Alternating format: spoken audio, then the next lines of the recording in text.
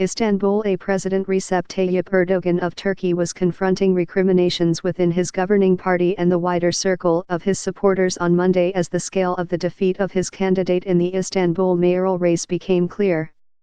The opposition candidate, Ekrem İmamoğlu, emerged as the landslide winner of the mayoral election redo against Mr. Erdogan's candidate, Binali Yildirim, according to preliminary results announced on Monday by Citigovan, the head of the High Election Council, confirming a significant defeat for the governing party.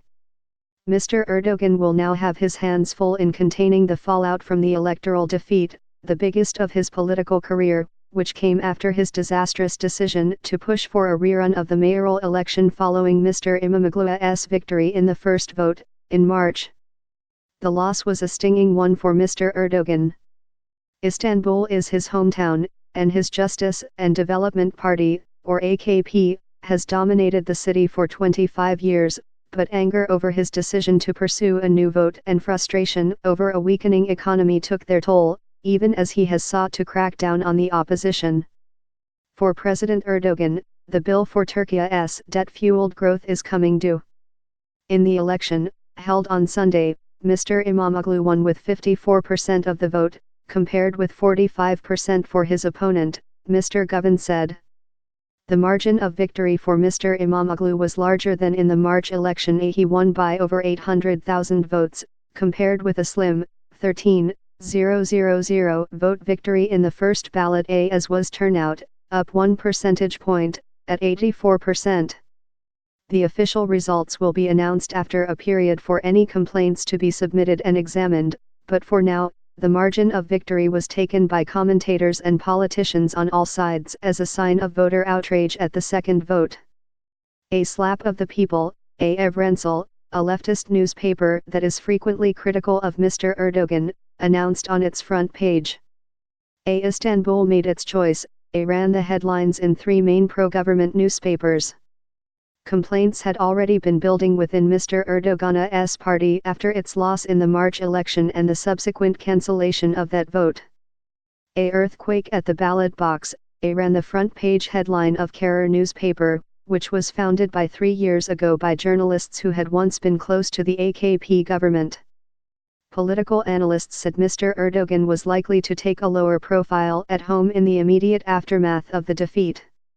The big question is, will he ultimately stick to the ultranationalist alliance and continue the paranoid security state or reverse course and attempt at reform, said Asli Aydin Tazbaz, a senior fellow with the European Council on Foreign Relations. The largest challenge for Mr. Erdogan is a movement led by a former AKP president Abdullah Gül and a former finance minister, Ali Babacan, to form a breakaway party. Both men support many of the ideals of the AKP, notably conservative pro-market policies with social support for the party's lower-income political base.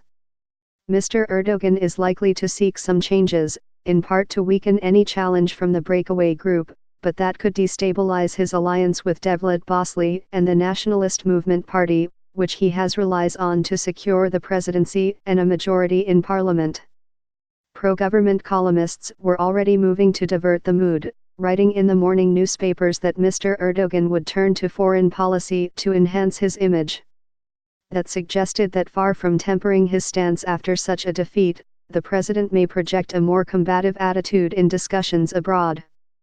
The pro-government newspaper, Akşam, had Turkey's dispute with the United States over its purchase of the Russian S-400 missile system as its lead story, with a headline that read S-400's a matter of sovereignty. Today the most common feeling among the people is the betrayal by their historical allies, the US, France, the UK, and Germany, Haki Okul wrote in the pro-government daily Sabah. Picking up the campaign slogan of the new mayor, he wrote, Turkey has risen up this beautiful morning, believing everything will be all right, and turns a watchful eye to its region. One of the most strident voices in the presidential circle, the columnist Hilal Kaplan, signaled that the political fight for Turkey was by no means over. The AKP alliance may have lost Istanbul and several of Turkey's biggest big cities to the opposition PPA's Republican Party, or CHP, she reminded readers, but it won presidential and parliamentary elections last year and general municipal elections in March with 52 to 54% of the vote. Moving forward, we will watch the CHP leadership trying to overcome the challenges of being in charge and governing with a multitude of partners, she wrote. We will also see how the AK party will perform as Istanbul's opposition party. Anger among AKP members and former supporters of the party at the electoral disaster was evident on social media. Kemal Öztürk, a former columnist for the pro-government Yeni Şafak newspaper who is well connected in government circles, said the self-interest of the circle around Mr. Erdogan had come back to hurt them. They did such vile things as they considered everything permissible for their small interests that they stained, they damaged a huge community's religion, cause and faith, he posted on Twitter. This is the real thing we should be enraged about. Losing Istanbul is small in comparison to that. Mustafa Yeneroglu, an AKP lawmaker, posted on Twitter that, we lost the moral superiority. We can again be the hope as we do sincere self-criticism, he wrote. For that, we should give up the past and the myths and look to the future and the dreams of the youth, focus on rationality, superiority of the law, separation of powers and fundamental rights.